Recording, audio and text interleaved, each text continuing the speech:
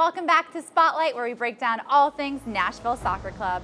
The boys in gold came up short against Charlotte FC this past weekend, but it's a new week with new challenges as RSL come here to Geodis Park. Let's get started.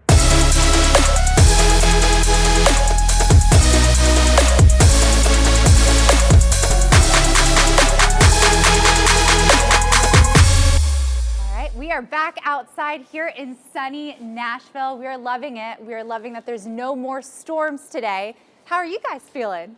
I'm good. You're coming right off of a vacation. So if I'm not mistaken, you missed all the storms. You missed out on it perfectly, right? But you came back just in time for everything to get cleaned up, and hopefully the boys in gold can clean up this two-game losing streak as well. I mean, no days off for me, so I'm chilling. I'm here at work, unlike some people over here. We are ready to go. It's Monday. We're breaking down everything that happened over the weekend, previewing Real Salt Lake, so let's get it. Well, that wasn't very sweet of you.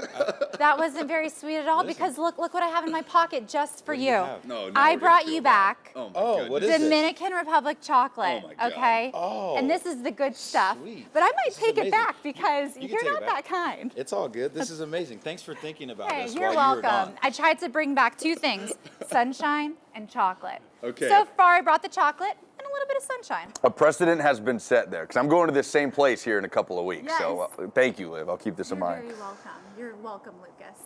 Jaleel, you enjoy that chocolate. I will. All right, let's start with what went down on the road against Charlotte FC. Obviously, the boys in gold fought very hard. As you always say, it was a tale of two halves. But what would you say about that first half and Nashville's control of the ball and of the game? Yeah, I liked it. The first half was on the front foot. It was cohesive. You could also see as well, the players are really starting to develop chemistry. Whether it's in the middle third, advancing the ball into the attacking third and creating goal-scoring opportunities. For me, that was the name of the game as far as the first half is concerned. And we have to say, Ahmed Qassem is an absolute dog. Yeah, I mean, that sequence that built up to Hani's goal, 19 passes from back to front. It's also goal contribution number 118 for Hani. That gives him sole possession of 6 among active MLS players with goal contributions. Tale of two halves is right, guys. 7-0, the shot disparity in the first 45. You do have to tip the hat to Charlotte, who came out with an energy in the second half. Really just seized control of this game from there, despite the deficit. And then obviously the turning point, Liv, happens in the 72nd minute. Obviously, Walker Zimmerman's injury was a major concern from this match. Jaleel, how do you come back from something like that? Yeah, well, first and foremost, directly after the match, spoke with Walker. He's in good spirits. He's doing well from a health standpoint, which is obviously the most important thing. Firsthand, knowing and understanding that injuries are part of the game, but you never want to see situations like that. What I liked as far as how it played out in the wake of the injury is that not only Charlotte players reached out to make sure that he was okay, but the entire league really knew and understood that this is an opportunity and a chance to make sure that a marquee player in our league is okay, and he is okay.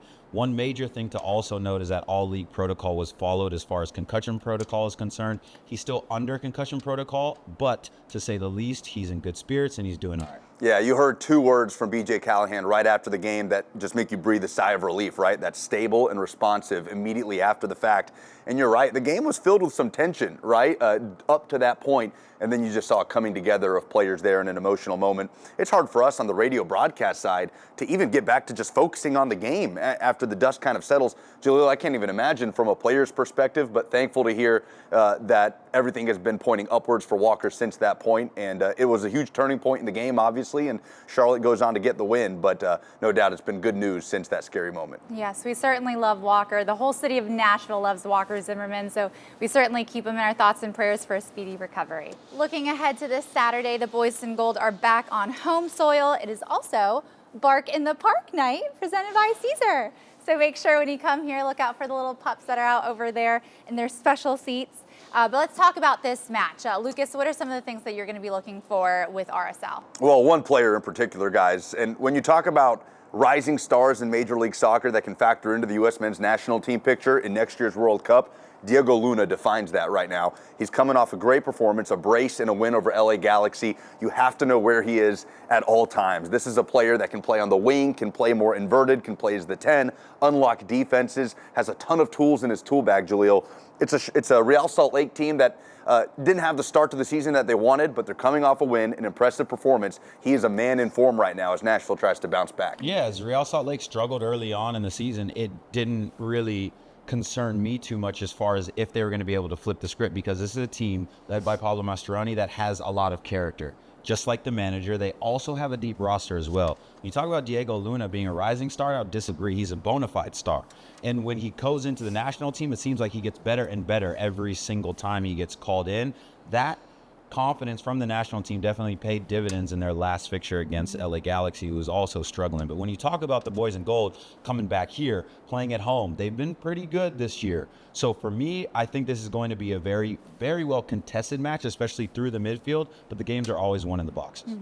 RSL seems to have a strong defensive side to their team. What do you think Nashville can do to break them down? Yeah, I think it's to rely on that offensive cohesion and chemistry that we've seen flashes of, but more consistently through the performance last week in Charlotte. So I'd expect Kassem to do his thing on that right-hand side. Alex Muyl has done a very good job to fill that wide left spot, but he tucks in very well, so it allows Daniel Levis to get forward, but it also creates confusion for defenses. Should they step to him? Should they pull off? And if they don't get that right, like we saw against Montreal, the middle can open up, and that allows Sam Suric, Hani Mukhtar to do their thing, or Alex Muyl himself making late runs into the box. Yeah, obviously Nashville's on back-to-back losses right now, but they've been able to build in their performances. And as you said, the game's defined in both boxes. That's what each of the last two games have been defined by in these last 2 weeks. It's not really been about the performance as much as it is 4 to 5 moments that haven't gone Nashville's way in the last couple weeks that did go their way during that 3-game win streak. So seizing back control of those moments at home is a big key here. All right, well, we hope to see you here at Geodis Park this Saturday at 7:30 p.m. as the Boys in Gold take on RSL.